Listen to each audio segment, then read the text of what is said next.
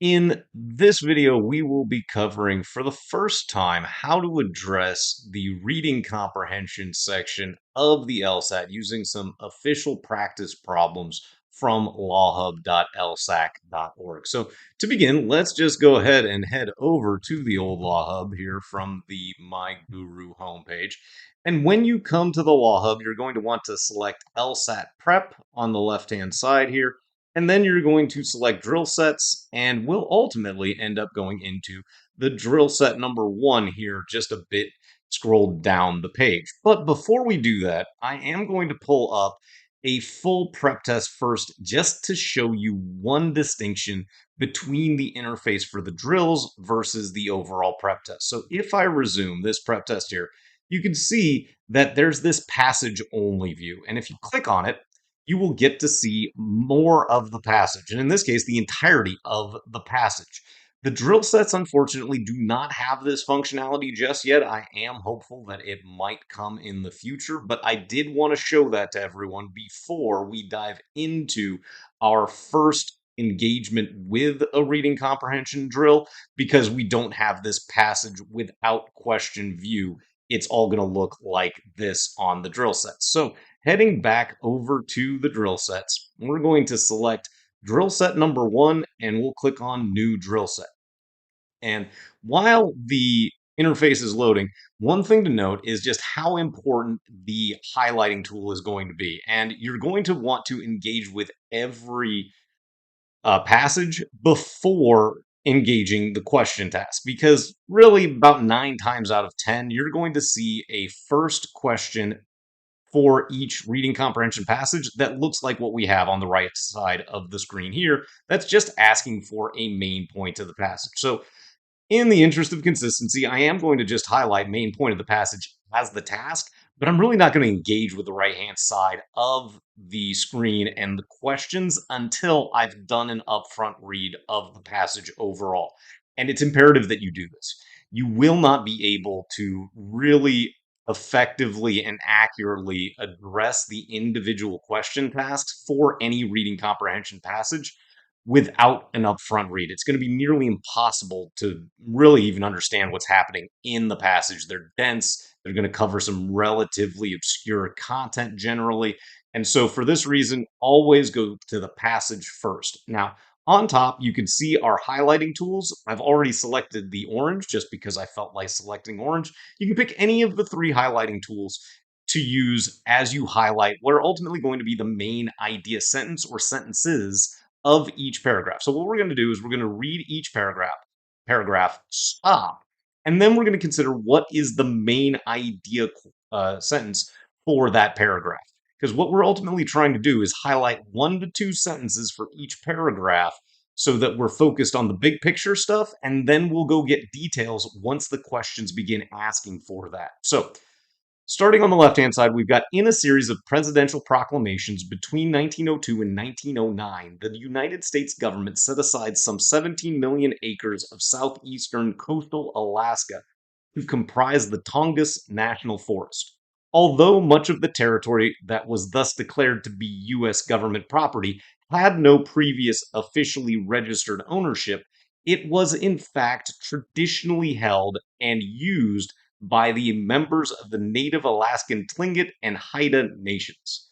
So in this case, I've got a really tight 2-sentence introductory paragraph, and I would argue that both of these sentences are necessary to understand the main idea. This is a rarity when it comes to the single passage reading comprehension passages, but remember, you are allowed to highlight as much as 2 sentences, and if it's just a 2-sentence paragraph, you may need to highlight the entirety of it. And it's really not going to be that long when we review everything at the end. So we're just going to take that opening paragraph knowing there's no fluff within it. So continuing on to the next paragraph, recognizing the need to address issues concerning Tlingit and Haida land ownership in the Tongass National Forest, the U.S. Congress in 1906 passed the Alaska Native Allotment Act, which was designed to establish legal recognition of individual Native Alaskans' private ownership of the land that had traditionally been used by their people. Modeled on Euro American private property concepts, the allowed Native Alaskan heads of household to apply for up to 160 acres of land subject to certain conditions. Again, this is all important details and the main idea. There was this exception that they wanted to carve out for the Tlingit and the Haida, and here are the conditions that must be met. Now, when we move on to the third paragraph, and this is another important thing that you'll want to note, I'm only going to scroll to include that paragraph. So I want to frame it up nicely, and I can see the prior sentence, so that will allow me to note how the narrative is continuing from highlight to highlight. So picking up with the third paragraph. Despite its proponents' good intentions, the Alaska Native Allotment Act failed for a number of reasons. First, implementation of the act focused on individual ownership, and many allotment applications were rejected because Native Alaskan use and ownership did not resemble the European notion of individual property ownership.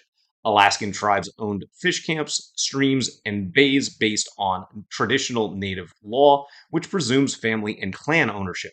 Additionally, there was no systematic program to inform Native villages of the law and its requirements. Native Alaskans' unfamiliarity with federal law combined with language barriers to make the potential benefits of the Alaska Native Allotment Act inaccessible to the majority of those to whom it applied. Finally, land was not considered eligible for allotment under the Act if it was owned in a government recognized manner prior to the applicant's use of it. Since federal law held that when territory was set aside for inclusion in the Tongass National Forest, that land was thenceforth owned by the United States, any Alaskan native applying for an allotment within the Tongass must have personally used that land as an adult before its inclusion in the forest. The effect of this requirement was to exclude newer generations of Native Alaskans who, becoming familiar with both the English language and the law only after the formation of the Tongass, began to apply for their families' lands under the Act. That's a lot of information. And oddly enough, we are going to highlight the least of anything in any paragraph so far, because the main idea is that the Alaska Native Allotment Act failed despite the proponent's good intentions. And then we've got all of the details. And when we encounter a detailed question later on in the passage, after question one, we may have to reread in this paragraph. But for now, we don't want to overemphasize any one fact or one reason over another. So we just highlight that introductory sentence, understanding that it captures the overall main idea of the paragraph pretty succinctly.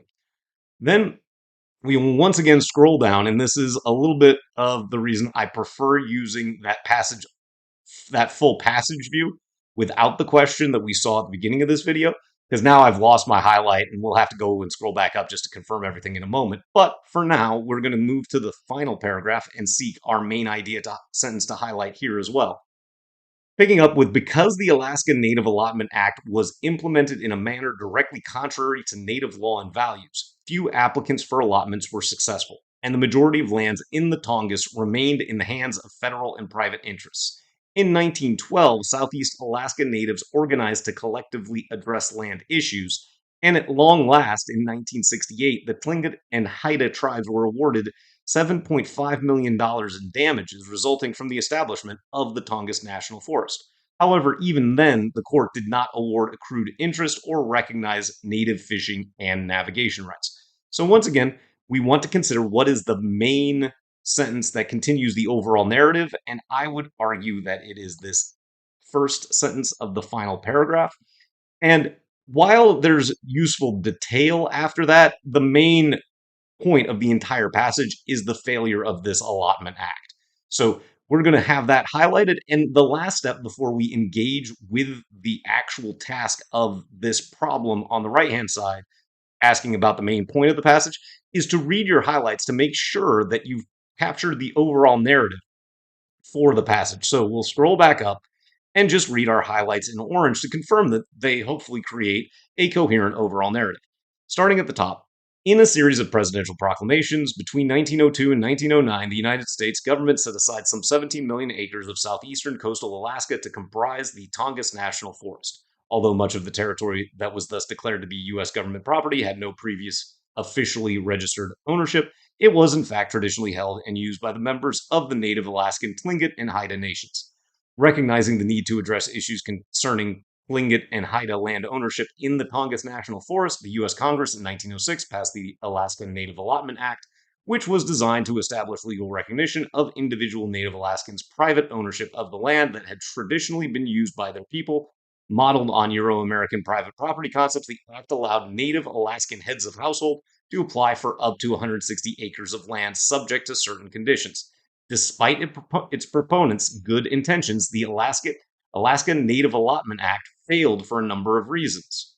Because the Alaska Native Allotment Act was implemented in a manner directly contrary to Native law and values, few applicants for allotments were successful, and the majority of lands in the Tongass remained in the hands of federal and private interests.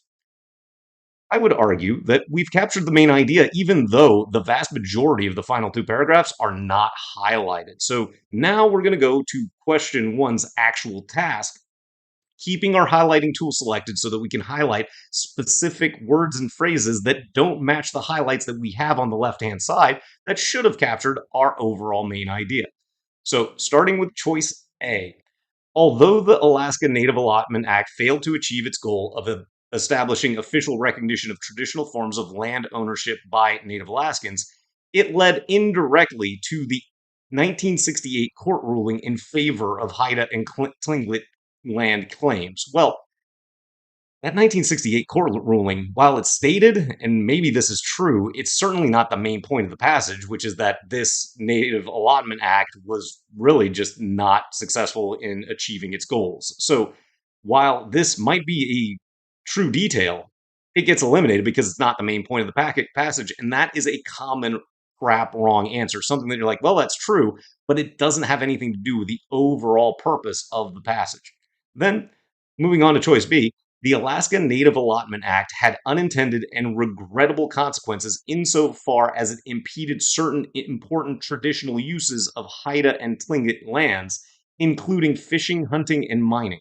Well, again, it's not about impeding the uses, it's just that they weren't able to actually use this act to reclaim their land. So it's not about these uses. Again, a detail that might be at least kind of tangentially true, but is not the main purpose that we've highlighted in the orange on the left-hand side. At this point, I'm going to scroll down just once and frame up the remaining answer choices because, again, we don't want to be scrolling up and down. It can get disorienting. So now we're just going to focus on answer choices C, D, and E. Starting with choice C, through a series of controversial actions of the United States government, including the implementation of the 1906 Alaska Native Allotment Act, controversial actions. I didn't see any controversy. And again, if you're looking to expedite your evaluation, you might be able to identify that controversial actions and say, you know what, in the interest of time, I'm just going to move a little bit more assertively and get rid of that, expecting that something better is to come. Moving on to choice D, the Alaska Native Allotment Act failed because it was predicated on the mistaken presumption that Native Alaskan concepts of property ownership were consistent with Euro-American concepts of private property. Well, again, there is this evaluation, but if we're looking at this presumption that Native Alaskan concepts of property ownership were consistent with Euro-American concepts of private property, that's an oversimplification. There were a lot of reasons. We had that whole giant paragraph that we basically didn't highlight of reasons. So it's not just that one fact that caused the act to fail. And then choice E, the Alaska Native Allotment Act was not effective in providing a way for Native Alaskans to establish legal ownership of lands designated to comprise the Tongass National Forest.